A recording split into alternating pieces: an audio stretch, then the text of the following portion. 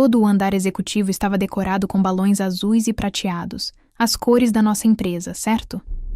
A sala de conferências tinha um bolo enorme com 500% de crescimento, escrito em glacê azul. Todos estavam aplaudindo, sorrindo, olhando para mim. Quer dizer, eles estavam literalmente me aplaudindo de pé quando entrei. Crescimento de 500% em 18 meses durante uma recessão. Lembro-me de estar ali pensando: chegou. Este é o momento em que todas aquelas sessões de estratégia à meia-noite e férias canceladas finalmente significam alguma coisa. Meu chefe, Eduardo, nosso CEO, me abraça e aperta meu ombro. Ele está radiante. Aquele sorriso de pai orgulhoso que eu buscava há 3 anos. Trabalho absolutamente excepcional, diz ele. Vamos ouvir de novo o crescimento que nosso departamento de marketing alcançou. Mais aplausos. Alguém assobia. Minha equipe inteira me olha com uma mistura de respeito e, sei lá, validação, como se tivessem apostado no cavalo certo. Eduardo levanta a mão pedindo silêncio. Hoje marca uma virada para a nossa empresa. Ele está usando seu tom de voz, de anúncio agora, aquele que geralmente precede bônus trimestrais ou mudanças organizacionais. Com esse impulso incrível, precisamos de uma liderança inovadora para nos levar ao próximo nível. Concordo com a cabeça, achando que ele está se preparando para a minha promoção. O cargo de vice-presidente que me foi apresentado por 18 meses. Então, a porta da sala de conferências se abre e entra um garoto. Literalmente um garoto, de 20 e poucos anos, com um corte de cabelo caro e um terno de grife um pouco grande demais para ele. O sorriso de Eduardo se alarga ainda mais. Gostaria de apresentar a todos Henrique, meu filho. Ele assumirá como nosso novo vice-presidente de marketing. Eficaz. Imediatamente, o silêncio naquela sala. Ainda posso senti-lo. Foi como se todo o oxigênio tivesse desaparecido. Henrique caminha diretamente até mim, com a mão estendida. Ouvi falar muito de você, diz ele. Papai diz, você construiu uma base incrível para eu trabalhar. Uma base como se eu fosse o concreto que despejaram para que pudesse construir seu escritório de canto em cima. Lembro-me de apertar a mão dele, sorrir e parabenizá-lo. Enquanto isso, os e-mails que enviei naquela manhã para nossos 5 maiores clientes já estavam em suas caixas de entrada. Almoços já agendados para a semana que vem. Olá, eu sou Carla Menezes, 34 anos, e... se você está se perguntando se eu sou a vilã ou a heroína desta história, sinceramente, parei de me importar com a diferença. Antes de eu falar sobre o que aconteceu em seguida, você poderia clicar em curtir e se inscrever? Porque isso vai ficar complicado, e eu prometo que vale a pena. Deixe um comentário se você já teve seu trabalho roubado por alguém que nunca precisou ganhar nada. Eu leio todos. Então, voltando para aquela sala de conferências. Todo mundo está comendo bolo, parabenizando sem jeito aquele garoto que nunca conseguiu vender nenhuma barraquinha de limonada, enquanto eu estou lá, com minha carreira sangrando, no chão. 3 anos nesta empresa, jornadas de 12 horas, trabalhando com pneumonia no inverno passado porque não conseguíamos atingir nossas metas.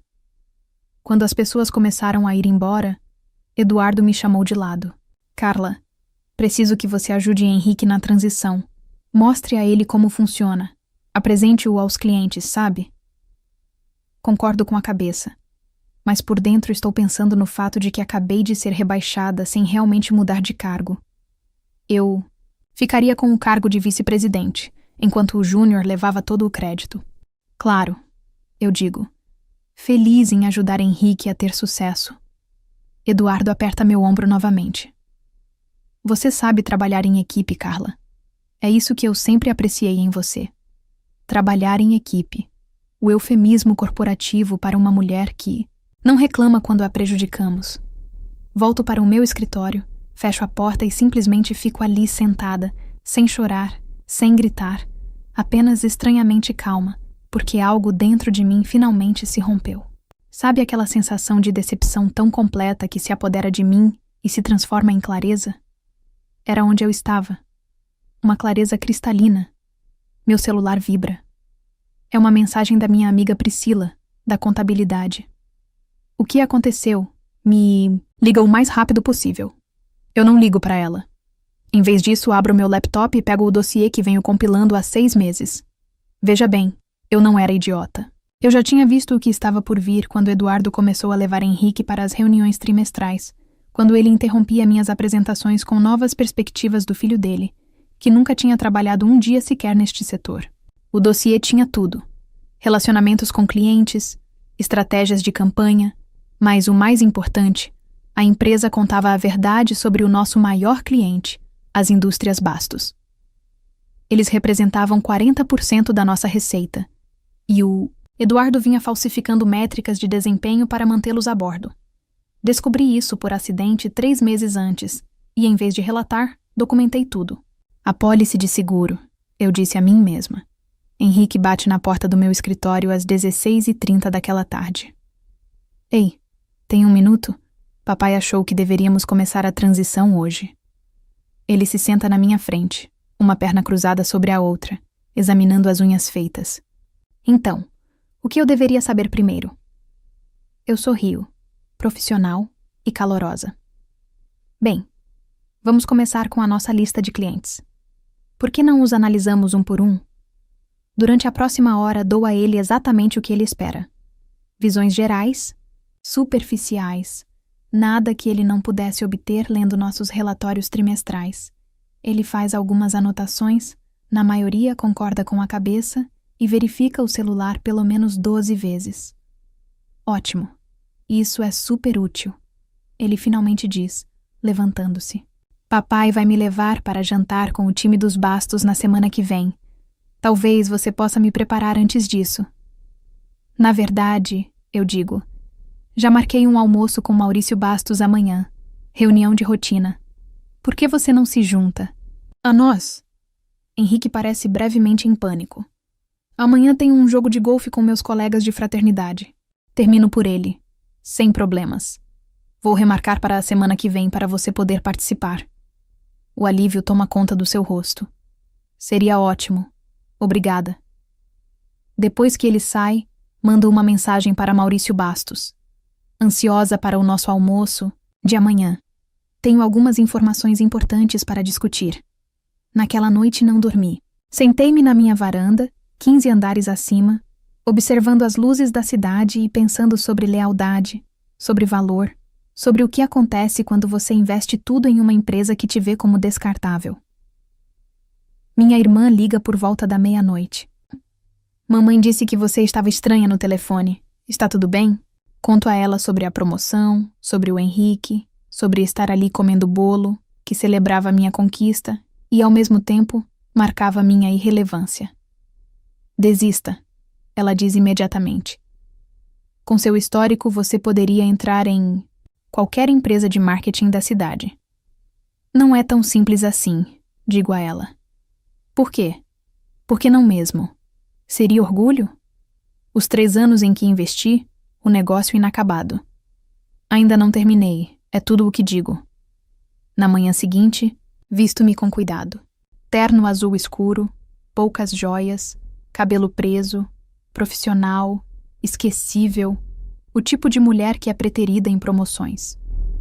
Maurício Bastos já está no restaurante quando chego.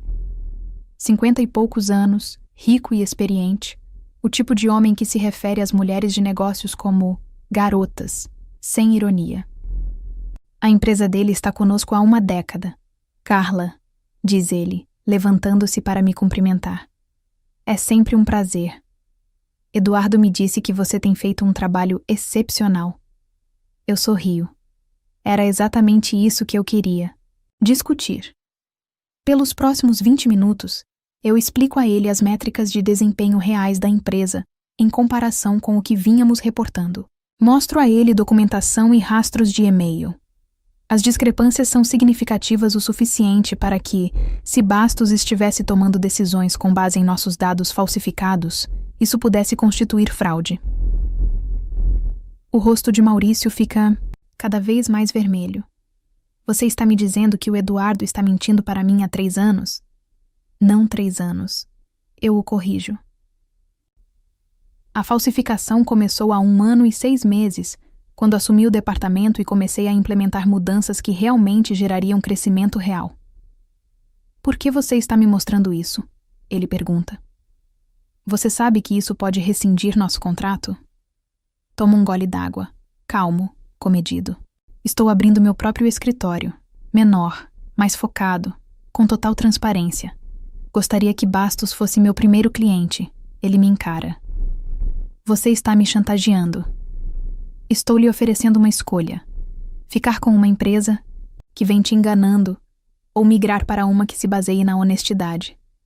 Não estou pedindo uma resposta hoje. Pense nisso. Deslizo meu novo cartão de visita sobre a mesa. É simples, elegante. Diz Grupo Estratégia SP, em letras prateadas. Mandei imprimir 2 meses atrás. Mais uma coisa, acrescento. Aceitei um convite para almoçar com Eduardo e seu filho na semana que vem. Não mencionei nada disso a eles. O que exatamente você está fazendo? Pergunta. Maurício, guardando meu cartão no bolso. Não estou brincando, respondo. Essa é a diferença entre mim e Eduardo. Nos 5 dias seguintes, reuni-me com nossos outros 4 principais clientes. Cada reunião seguiu o mesmo padrão. Documentação de discrepâncias, meu novo cartão de visita, sem pressão para uma decisão imediata. Henrique me acompanhou pelo escritório, fazendo perguntas básicas sobre estratégias de marketing que eu havia implementado anos atrás. Respondi a tudo minuciosamente, profissionalmente. Apresentei-o à equipe, expliquei os fluxos de trabalho e o guiei pelas nossas plataformas de análise. Você está sendo muito tranquila com tudo isso, ele disse na sexta-feira à tarde. Papai achou que você poderia ser difícil. Por que eu seria difícil? São apenas negócios, certo? Ele assente, aliviado. Exatamente. Apenas negócios. Na terça-feira seguinte, almoçamos com Bastos, Eduardo, Henrique, Maurício e eu. Nos encontramos no Sal e Brasa, uma churrascaria cara onde Eduardo sempre recebe clientes importantes. Eduardo pede um vinho caro, fala sobre golfe e apresenta Henrique como o novo integrante da nossa empresa. Maurício é educado, mas reservado, ele. Me olha de vez em quando, mas mantenho a expressão neutra. Então, Eduardo diz finalmente, Henrique assumirá pessoalmente a conta da Bastos. Queremos lhe dar a nossa máxima atenção. Maurício enxuga a boca com o guardanapo. Na verdade, Eduardo, eu estava querendo discutir o nosso contrato. O sorriso de Eduardo não vacila, mas seu olhar se aguça. Claro, estamos sempre abertos a ajustes. Não é um ajuste. Estamos encerrando o relacionamento. O silêncio que se segue é ainda mais profundo do que o daquela sala de conferências cheia de balões. O sorriso de Eduardo congela. Terminando, com Maurício, somos sócios há 1 década. Se há um problema, o problema, Maurício interrompe. É a integridade, ou melhor, a sua falta dela. Os olhos de Eduardo se voltaram para mim e depois voltaram para Maurício. Não entendo. A Carla me mostrou as métricas de desempenho reais das nossas campanhas em comparação com o que você tem nos relatado. Henrique parece confuso. Do que ele está falando, pai? O rosto de Eduardo empalideceu. Maurício, seja lá o que você acha que viu, tenho certeza de que há uma explicação simples. Guarde isso, diz Maurício levantando-se. Já assinamos com o Menezes Consultoria Estratégica. Imediatamente, ele acena para mim, deixa o guardanapo cair na mesa e sai.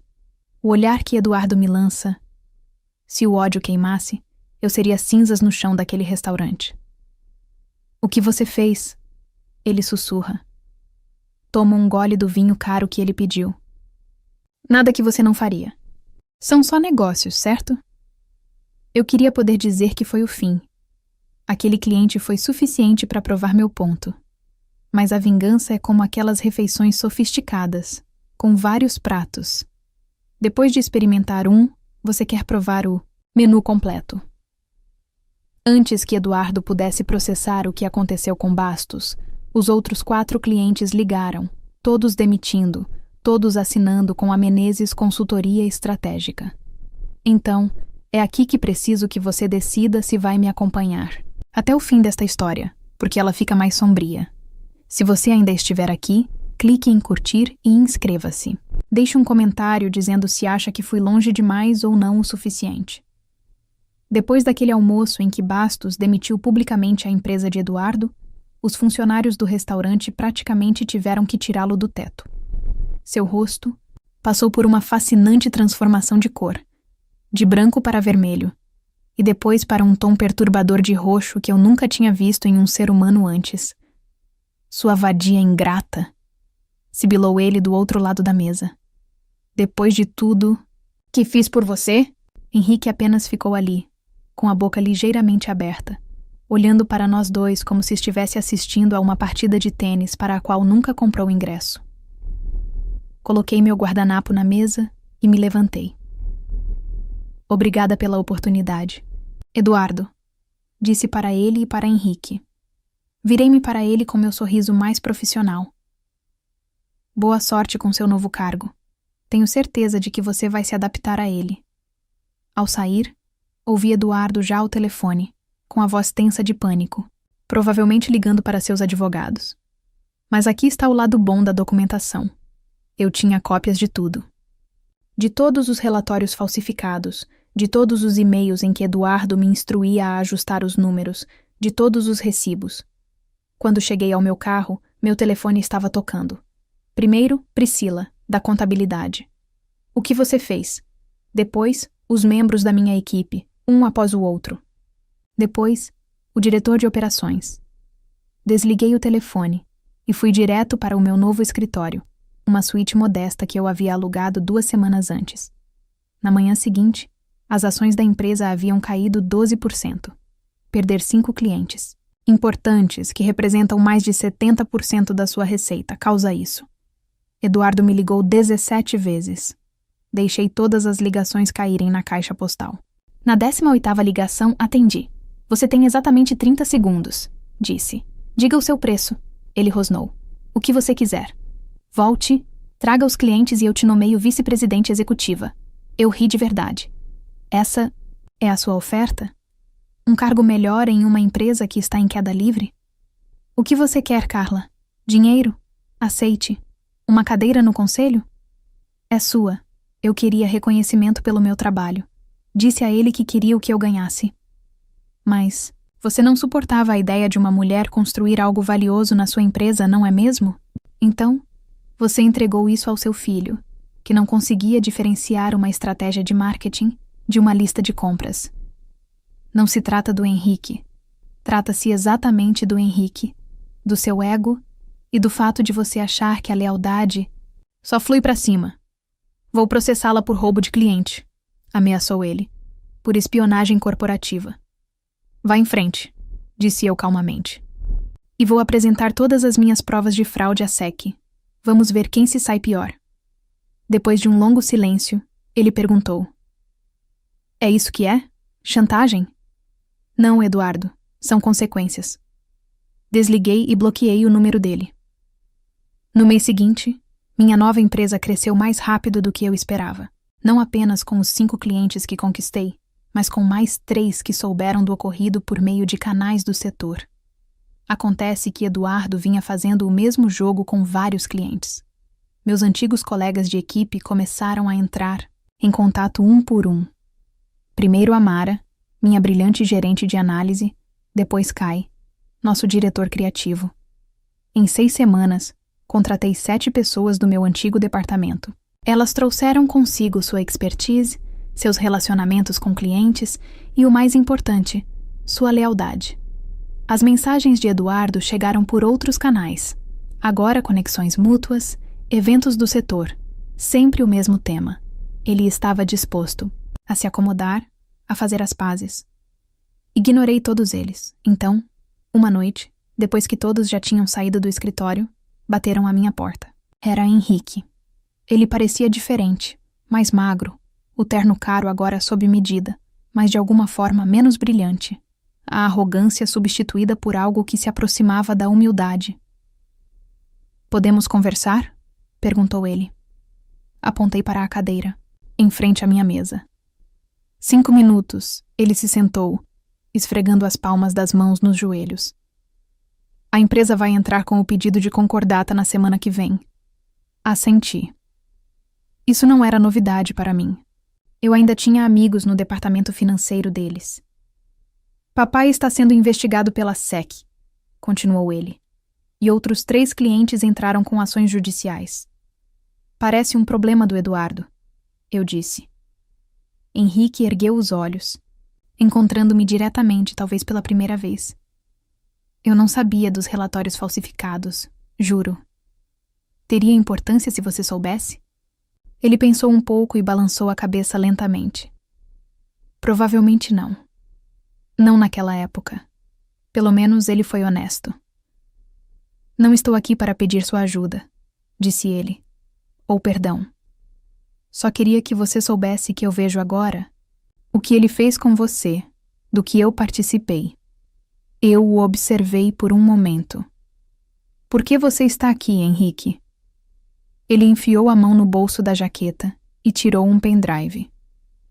Aqui tem tudo.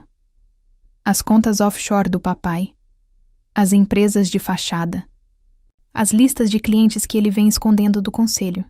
Ele vem desviando dinheiro há anos. Eu não o peguei. Por que me dar isso? Porque você é a única que não teve medo de enfrentá-lo. Sua voz falhou um pouco. E porque passei a vida inteira vendo-o destruir quem se metia em seu caminho, incluindo minha mãe. Essa era uma informação nova. A ex-mulher de Eduardo havia desaparecido da narrativa da empresa anos atrás. Ele a levou a um colapso, continuou Henrique, e então usou isso para obter a custódia total de mim e o controle das ações dela na empresa. Ele não é uma boa pessoa, e eu não quero mais ser ele. Finalmente peguei o pendrive. O que você espera que eu faça com isso? O que você achar certo? Ele se levantou. Era tudo o que eu queria dizer. Depois que ele saiu, fiquei ali sentada, revirando o pendrive nas mãos. Eu deveria ter me sentido triunfante, justificada. Em vez disso, me senti cansada. O tipo de exaustão profunda que surge depois de meses, canalizando a raiva para a ação. Conectei o pendrive. Henrique não havia exagerado. Eduardo vinha roubando da própria empresa há mais de uma década. Milhões desviados por meio de esquemas financeiros elaborados, contratos com clientes com cláusulas ocultas, evidências de fraude fiscal que fariam qualquer agente da Receita Federal salivar. O que aconteceu em seguida é onde as pessoas costumam se dividir sobre se eu sou a vilã ou a heroína nesta história. Eu não fui à CVM. Eu não chamei a polícia. Em vez disso, liguei para Matheus Santos, o repórter de negócios que vinha cobrindo o declínio da empresa de Eduardo. Tenho uma história para você, eu disse. Mas preciso de certas garantias. Na manhã seguinte, a denúncia veio à tona. Detalhava todos os aspectos da fraude de Eduardo, exceto as partes que envolviam seu filho. A matéria mencionava uma fonte anônima que forneceu a documentação. Ao meio-dia, a empresa de Eduardo havia paralisado as atividades. À noite, ele estava sendo conduzido para fora do prédio de escritórios por agentes federais, com câmeras disparando flashes em seu rosto. Acompanhei tudo no noticiário, sentada na minha sala de estar com uma taça de vinho. Sem aplausos, sem comemoração, apenas o encerramento. 3 dias depois, Henrique apareceu novamente no meu escritório. Obrigado, disse ele simplesmente. Por me deixar de fora disso, assenti. O que você vai fazer agora? Ele deu de ombros. Recomeçar em algum lugar novo. Talvez aprender o negócio do zero. Boa sorte com isso. Ele se virou para sair e fez uma pausa. Ele sempre dizia que você era a pessoa mais inteligente da empresa. Mesmo antes de tudo, ele tinha medo de você. Acho que deveria ter medo de me subestimar. Respondi. Depois que Henrique saiu, Amara entrou no meu escritório. Era quem eu pensava que era? Sim. E olhei pela janela para o horizonte da cidade e não vi nada. Acabou. Mas ainda não tinha acabado. As consequências para a indústria continuaram por meses. O julgamento de Eduardo virou um conto de advertência nos cursos de ética empresarial. A empresa dele foi adquirida por uma ninharia por um concorrente. Ex-funcionários se espalharam por várias empresas, muitos indo para a minha. 6 meses. Depois de fundar a Menezes Consultoria Estratégica, nos mudamos para um escritório maior. 1 ano depois, estávamos lidando com contas 2 vezes maiores que as dos meus antigos clientes. Contratei 30 pessoas, depois 50. No segundo aniversário daquela humilhação na sala de conferências lotada de balões, recebi uma carta, sem remetente. Dentro, havia um recorte de jornal sobre a condenação de Eduardo a 15 anos de prisão por fraude, peculato e sonegação fiscal. Escrito à mão no final, não reconheci. O castelo de cartas sempre cai no fim. Nunca descobri se era do Henrique ou de outra pessoa. Não importava.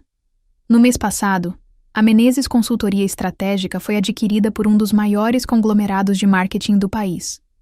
Os termos incluíam autonomia total para mim e minha equipe, e um assento no conselho para mim. O comunicado. A imprensa citava nosso crescimento sem precedentes e a retenção de clientes líder do setor. A ironia não me escapa. Construí algo das cinzas da traição, que acabou sendo mais valioso do que o que me foi tirado. Então, essa é a minha história. Não uma fantasia de vingança limpa e organizada, em que eu me afastava em direção ao pôr do sol após destruir meu inimigo. A realidade era mais confusa, mais complicada. Custou-me amizades, sono e provavelmente alguns anos de vida devido ao estresse. Valeu a pena? Ainda me pergunto isso. Eduardo perdeu tudo. Sua empresa, sua liberdade, sua reputação. Seu filho perdeu sua herança e seu nome. Eu conquistei uma empresa de sucesso e o respeito do setor. Mas a mulher que estava naquela sala de conferências, comendo bolo comemorativo enquanto era substituída publicamente, ela se foi. No lugar dela, há alguém mais dura, mais perspicaz, menos disposta a confiar. Se há uma lição aqui, talvez seja esta. Às vezes a maior vingança não é o que você faz aos outros, mas o que você constrói a partir do que tentaram tirar de você. Se esta história ressoou com você, clique em curtir e inscreva-se. Eu adoraria saber nos comentários se você acha que fui longe demais, de menos, ou se você já teve que reconstruir depois que alguém tentou destruir o que você criou. Suas histórias são importantes para mim porque me lembram que a minha não é única. Todos nós travamos batalhas que os outros não conseguem ver. Obrigada por ouvir. Esta é Carla Menezes lembrando que a melhor vingança não é servida fria, é servida com sucesso. Agora me diz, e você já teve seu esforço apagado por alguém que não merecia estar ali? Se fosse você no lugar da Naomi, teria feito o mesmo ou agido diferente? Escreve aqui nos comentários. Eu quero muito saber. Se você gostou do vídeo, clica em curtir e se inscreve no canal também, assim você não perde nenhuma história emocionante. E não esquece, deixa também o seu comentário com uma classificação de 1 a 10 para mostrar o quanto você gostou, porque assim eu consigo trazer mais vídeos que sejam interessantes para você. Assista também ao vídeo que agora está aparecendo na sua tela. Até breve.